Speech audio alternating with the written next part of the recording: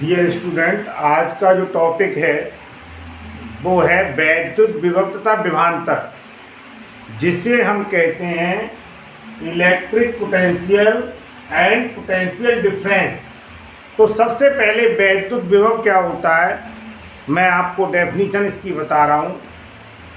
एकांक धनात्मक आवेश को अनंत से वैद्युत क्षेत्र के अंदर किसी बिंदु तक लाने में जितना कार्य करना पड़ता है उसे उस बिंदु पर वैद्युत विभव कहते हैं। अब देखिए, इसे थोड़ा मैं आपको और डिटेल में बताना चाह रहा हूं कि क्या कारण है जिसकी वजह से एकांक आवेश को अनंत से वैद्युत क्षेत्र के अंदर लाने में कार्य करना पड़ता है। तो आप ऐसे मान सकते हैं बेटा, ये जो है ये चार्ज है, पॉजिटिव चार्ज है प्लस क्यू।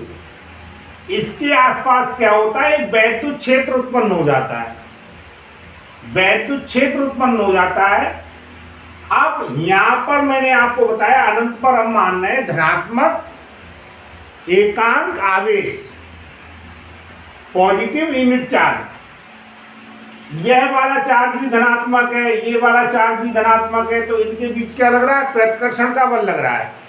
और प्रतिकर्षण के बल के कारण ये वाला जो आवेश है, जिसके वैद्युत क्षेत्र में हम एकांक धनात्मक आवेश को लाना चाह रहे हैं, उस प्रतिकर्षण के कारण, प्रतिकर्षण बल के कारण ये क्या करेगा, दूर हटाएगा।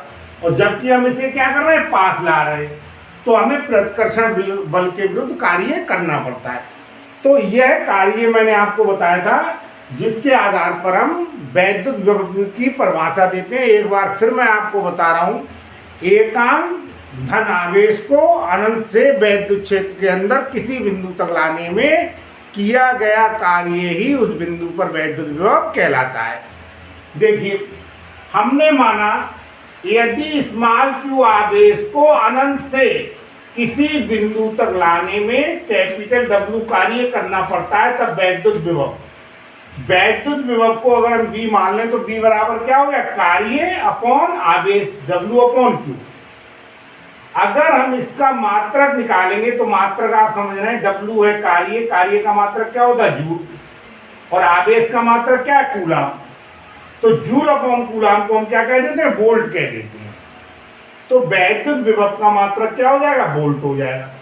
अब देखिए, दूसरा है वैद्युत विभवांतर, यानी एक प्रकार से हम कह सकते हैं ये विभव का क्या अंतर है।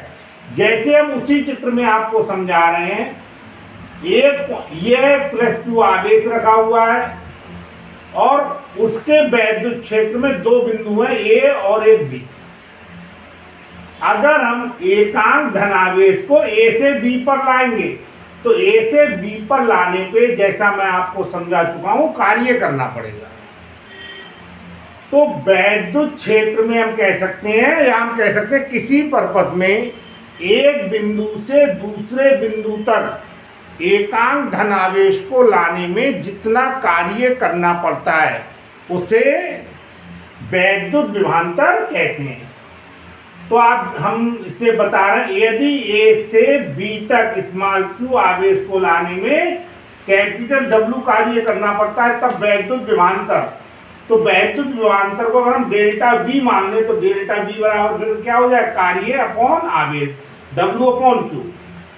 तो मात्रक अगर हम इसका निकालना चाहें तो डेल्टा वी बराबर हो जाएगा जूल अपॉन कूलम, जिसे हम क्या कहते हैं, वोल्ट। तो वैद्युत विभव और वैद्युत विभवांतर, इन दोनों के मात्रक क्या होते हैं, वोल्ट होते हैं। तो ये जो डेफिनेशन है, डेफिनेशन तो बहुत साधारण सी है जो मैंने आपको बताया, और दूसरा मैंने ये भी बताने का प्रयास किया कि किस प्रकार से हमें एकांक धनावेश को वैद्युत क्षेत्र में किसी बिंदु पर लाने में कार्य करना पड़ता है। इसे भी मैंने समझाने का प्रयास किया। आगे डिटेल में आप 12th क्लास में इसे पढ़ेंगे।